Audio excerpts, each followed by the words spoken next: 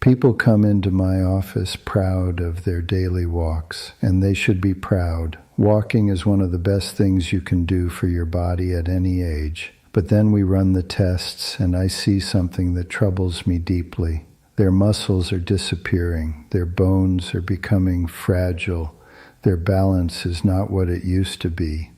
And when I ask about strength training, about resistance work, about actually challenging their muscles beyond just moving them, I get the same response almost every time. They tell me they walk every single day, sometimes for an hour or more, and they ask me if that is not enough. I understand why people think this way.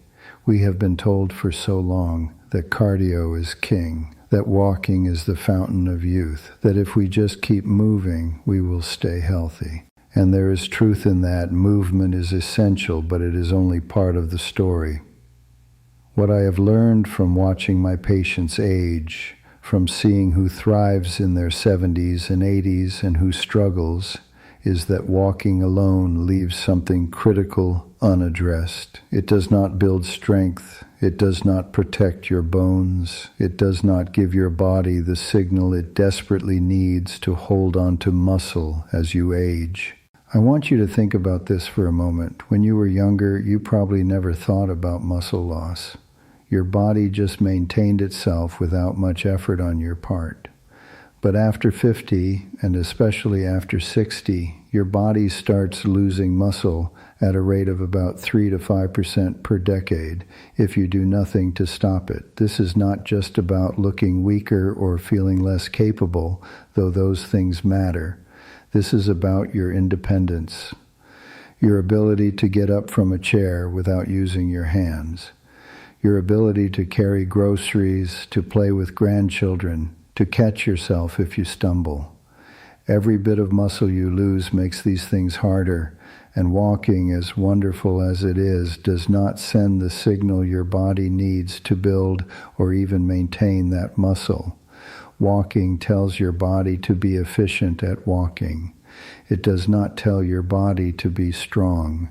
After many years as a doctor, I began to notice a pattern among my patients who aged most successfully. They were not necessarily the ones who walked the most, though many of them did walk regularly.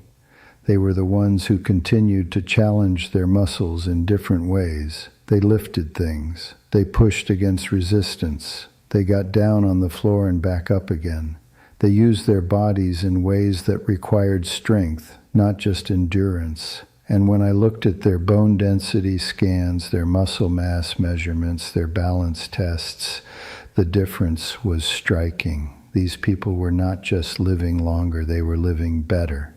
They were not afraid of falling. They were not worried about becoming a burden. They had given their bodies a reason to stay strong. Now I know what some of you are thinking. You are thinking that strength training sounds intimidating, that it is for younger people, that you might hurt yourself, that you do not know where to start. I have heard all of these concerns in my office, and I want to address them directly because they are keeping too many people from doing something that could genuinely transform the quality of their remaining years. Strength training does not mean lifting heavy weights in a gym surrounded by 20-year-olds. It does not mean pushing yourself to exhaustion or risking injury. It means progressively challenging your muscles in a way that walking simply cannot. It can be as simple as standing up from a chair without using your hands 10 times in a row. It can be pushing against a wall. It can be using light resistance bands. It can be holding onto the kitchen counter and doing calf raises while you wait for your coffee to brew. The key is not the specific exercise. The key is the principle. You must ask more of your muscles than daily life requires, and you must do it consistently. Let me explain what happens inside your body when you do this kind of work, because understanding the why makes it easier to commit to the how. When you put your muscles under tension, when you ask them to work harder than they are used to working, you create tiny tears in the muscle fibers.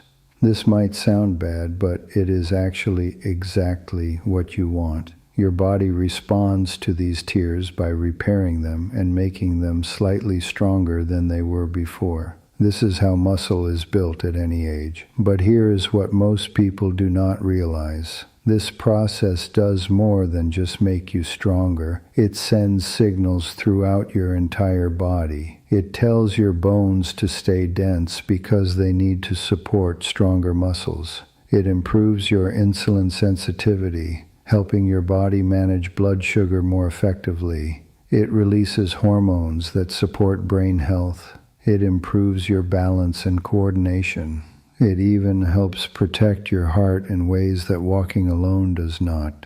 When you strength train, you are not just working your muscles, you are sending a message to every system in your body that you are not done yet, that you still need to be strong, that you still need to be capable.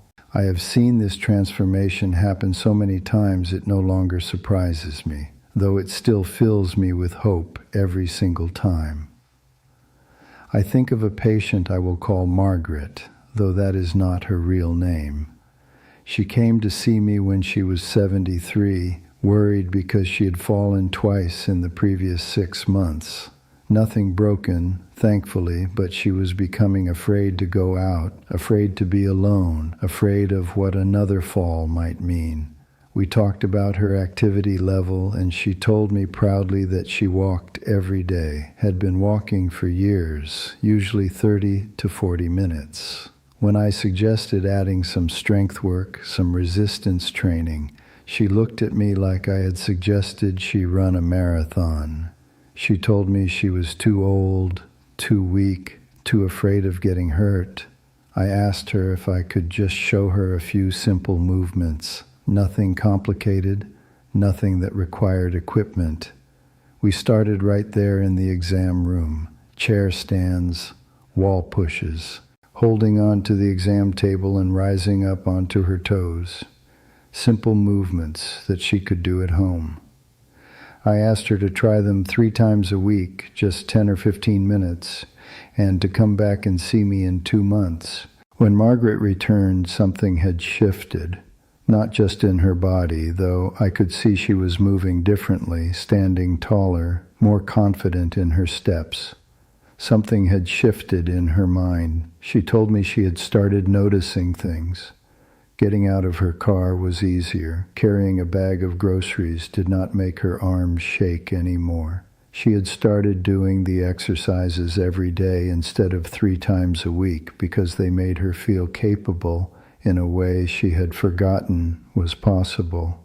We did some measurements that day, and her grip strength had improved, her balance had improved, her leg strength had improved significantly. But what struck me most was the change in how she talked about herself. She was no longer afraid. She was no longer resigned to becoming weaker. She had taken back a sense of agency over her own body that she thought was gone forever. And this did not happen because she walked more. She was already walking. This happened because she added something her body desperately needed but was not getting from walking alone. Most people only realize this when it is already too late, when they have already lost so much muscle and bone density that simple activities have become genuinely difficult. I do not want that to be your story. I want you to understand that you have more control over how you age than you probably think you do. Yes, genetics play a role. Yes, there are things beyond your control. But the loss of strength and muscle as you age is not inevitable in the way most people assume it is. It is largely the result of disuse. Your body is remarkably adaptable. It responds to what you ask of it. If you only ask it to walk, it will become efficient at walking and let everything else fade away because maintaining muscle is metabolically expensive and your body is always trying to conserve energy. But if you ask your body to be strong, if you give it a reason to hold on to muscle and bone, it will respond. Even at 70, even at 80, even at 90, I have seen it happen. Now let me be clear about something important. I am not telling you to stop walking. Walking is wonderful. It is good for your heart, your lungs, your mood. your circulation, your joints. Keep walking. Please keep walking. What I am telling you is that walking is not enough by itself if your goal is to maintain your independence and quality of life as you age. You need both. You need the cardiovascular work that walking provides, and you need the strength work that only resistance training can provide. Think of it this way: walking keeps your engine running smoothly. Strength training makes sure you still have an engine strong enough to do what you need it to do. You need both. I also want to talk about bone density, because this is something that does not get enough attention until someone fractures a hip or breaks a wrist. Your bones are living tissue, constantly breaking down and rebuilding themselves. When you are young, the rebuilding happens faster than the breaking down. But as you age, especially after menopause for women, but for everyone eventually, this balance shifts. Your bones start losing density. They become more porous, more fragile. Walking helps maintain bone density to some degree, but it is not enough to truly protect you. What protects your bones is loading them, putting weight-bearing stress on them in multiple directions. This happens when you do resistance work, when you do a squat, when you do a push-up against the wall, when you lift something moderately heavy. You are creating forces that travel through your bones and signal them to stay strong. This is not optional if you want to avoid fractures as you age. This is essential. Think about what a hip fracture means for someone in their 70s or 80s. It is not just the pain and the recovery, though those are significant. It is the cascade of problems that often follow: the hospital stay, the pneumonia risk from being immobilized, the loss of independence, the fear. The statistics on hip fractures are sobering, and I do not share them to scare you, but to help you understand what is at stake. Many people never fully recover their previous level of function after a hip fracture. Some never return home. This is not meant to be morbid, it is meant to be motivating. Because the best time to prevent a hip fracture is not after you have osteoporosis, it is right now, while you still have the chance to build or maintain bone density through consistent strength work. I have also noticed something else in my decades of practice. The people who maintain their strength as they age tend to have better balance. This makes perfect sense when you think about it. Balance is not just about your inner ear or your eyesight, though those things matter. Balance is about having muscles strong enough and responsive enough to catch you when you start to tip. It is about having the core strength to stay upright. It is about having practiced the movement patterns your body needs to prevent a fall. When you do strength work, especially work that challenges your balance, like standing on one leg or doing movements that require stability, you are training your nervous system and your muscles to work together to keep you upright. This is something walking on flat ground simply does not provide in the same way. Let me tell you what I wish more people understood about aging. The decline that we think of as inevitable, the weakness, the frailty, the fear of falling, the loss of independence. Much of this is not aging itself. It is deconditioning. It is the result of gradually asking less and less of our bodies until our bodies adapt by becoming less and less capable. I have seen 70-year-olds who are stronger and more capable than 50-year-olds. I have seen 80-year-olds who move with confidence and strength. The difference is not genetics or luck. The difference is what they have asked their bodies to do over the years. The difference is whether they have continued to challenge their muscles and bones, or whether they have gradually settled into a pattern of gentle movement that feels safe but does not provide the stimulus needed to maintain strength. Now I want to address the fear of injury, because this is real and it matters. You should not walk into a gym and start throwing around heavy weights if you have never done strength training before. That would be foolish and dangerous. But the answer is not to avoid strength work entirely. The answer is to start appropriately, progress gradually, and listen to your body.